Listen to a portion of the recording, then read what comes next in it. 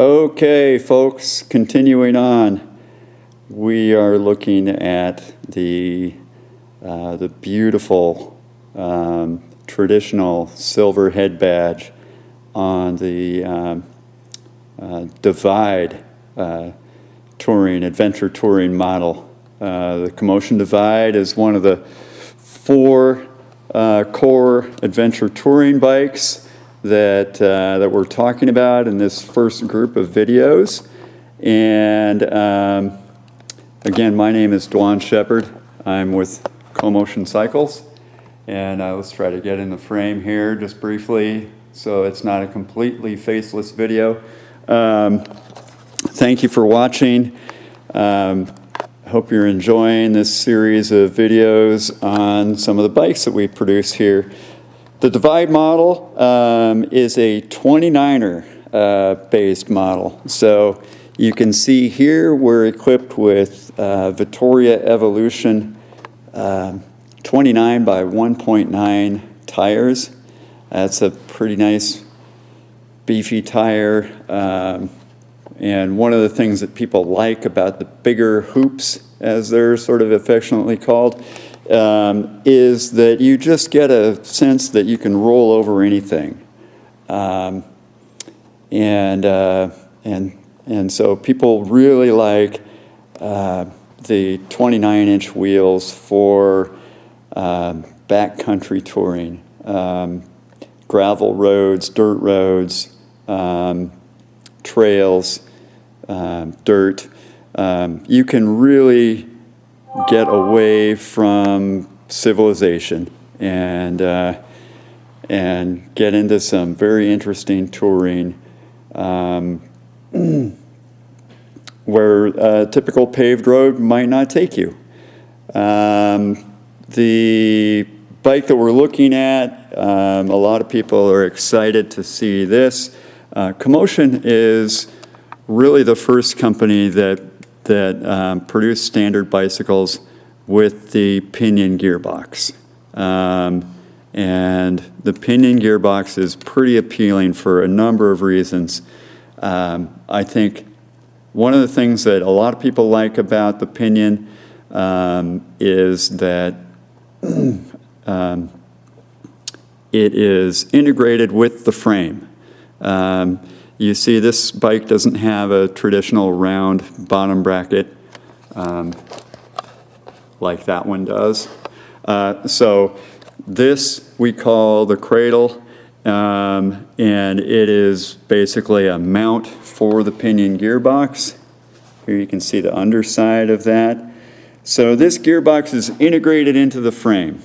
Hope it doesn't sound too complex, but by gearbox, what do we mean? We're talking about the transmission of the bicycle. So instead of having an external transmission like a derailleur system,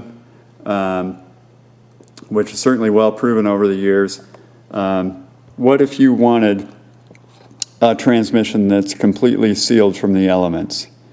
Here you have no derailleurs exposed, you have no chain, in this case, because we use the Gates carbon drive belt. So this stays perfectly clean, it stays perfectly adjusted, it lasts 5 times longer than a chain, and it runs super quietly. We talked earlier, if you watched the other video about the Pinion bike, this shifter will look very familiar to you. And the reason is it's very similar. We make these shifters here. I didn't mention that when we were talking about the Pinion shifter. But we make these here. In this case, rather than 14 spots, it has 18.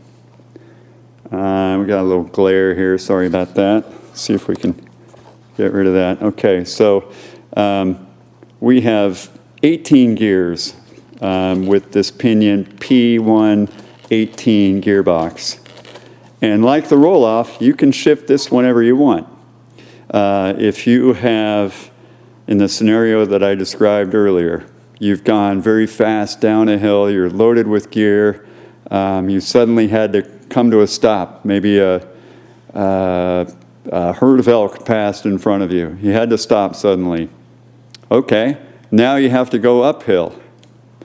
Well, rather than having to turn around and shift one by one through your gears like you might have to do with a derailleur, you simply put the shifter into the gear that you want, and the bike is going to cooperate. You are shifted into that gear. Doesn't matter if you're stopped, pedaling, or coasting. So that's a very nice feature, and one of the reasons why the Pinion drivetrain is beloved so much in the short period of time that it's been around. Pinion has been around since I think about 2014. Just came to the US a few years ago.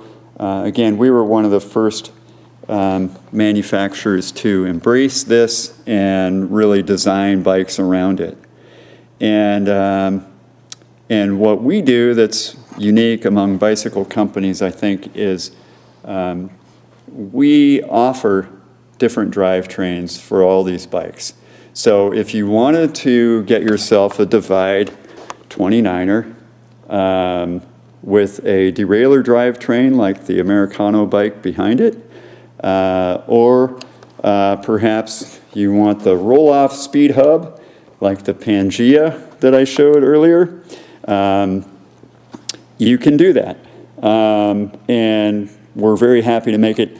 The differences between the bikes, again, we have different wheel sizes, and we talk a little bit about that on each model. But they do offer these different drivetrains. And, of course, people are interested in them for different reasons. But with the Pinion drivetrain, if you purchase one of ours, we're lucky enough to get your business. We equip all of them with the Gates carbon drive. So no chain, no grease, no oil in your chain. The gearbox, again, is self-contained. You have nothing exposed, a lot less vulnerable to, say, a stick getting caught in your derailleur and mucking it up. Very, very reliable. Like the roll-off system, the Pinion Gearbox operates in an oil bath. So inside that gearbox, you have an oil bath, keeping everything lubricated, similar to the roll-off again. It is to be drained and oil replaced every year or 10,000 miles or so. They've proven to be super reliable, quiet, easy to get along with. A lot of people are attracted to the Pinion system because the weight of the gearbox is in the center of the bike. So if you think about it, these are standard hubs. With the roll-off, your drivetrain is in the wheel. So if something happens to your wheel, you can't easily replace it. With the Pinion system, it's a standard wheel. So these are through axle wheels. It's a single speed, of course. As far as the wheel is concerned, it just has this single sprocket on it. But, these wheels are, a couple $100 versus when you have the roll-off hub in your wheel, that's about a $2,000 wheel. So the cost of the drivetrain itself is comparable. This system, the Pinion Gearbox, is around $2,000, $2,500. There are different options. There's a 12-speed option. There's an 18. We, on our touring bikes, usually use the 18. But the wheels are very nice, simple, just a single speed through axle hub. That makes it very reliable. The center of gravity is right where you want it. So low and centered is where the gearbox is, and the wheels are light, simple, through axle wheels. Other features of the bike, of course, we have the double eyelets. This is showing our beautiful stainless steel, polished stainless steel dropouts, which are optional. Normally this would just be a painted chromoly steel part, but in this case it's 17-4 stainless, so very hard, durable stainless steel. This is your rack mount. You've got eyelets for, or bosses for your racks and fenders. I haven't mentioned bottle bosses, but all of our touring bikes, of course, have bottle bosses. You've got your upper 4-point rack mounts for rear rack. There is just a single eyelet on this setup back here because there's so much going on. This is a slider dropout. So in order to provide the tension for the belt, this through axle dropout is adjustable. Here's the adjusting screw. Let's see if we can focus on that a little better.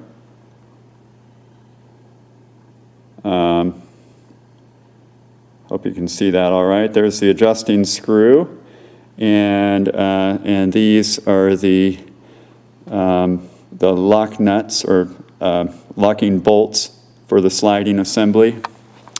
It's through axle again, so very, very solid. And the way we design this system, when you remove the wheel, you just remove the through axle and the wheel drops out. While you're removing the wheel, the belt detensions. So you don't have to do anything to these adjustments here. Nothing to this adjusting screw. The slightly forward angle of the dropout allows the wheel coming out to detension the belt.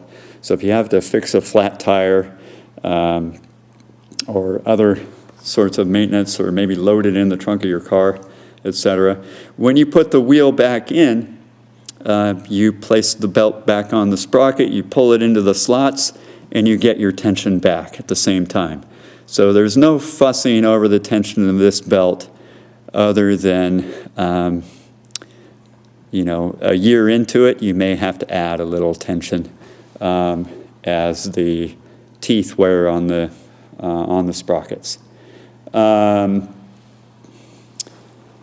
29-inch wheel format is a little larger, so for some of the smaller riders, we may not be able to fit you onto the Divide model, and that's one of the reasons why you might choose the models we talked about earlier, which are the Siskiyou 650B model and the Pangea 26-inch wheel model. Again, we have many of the same choices on all of these models. So that's it for the Divide. We'll talk about the Americano next.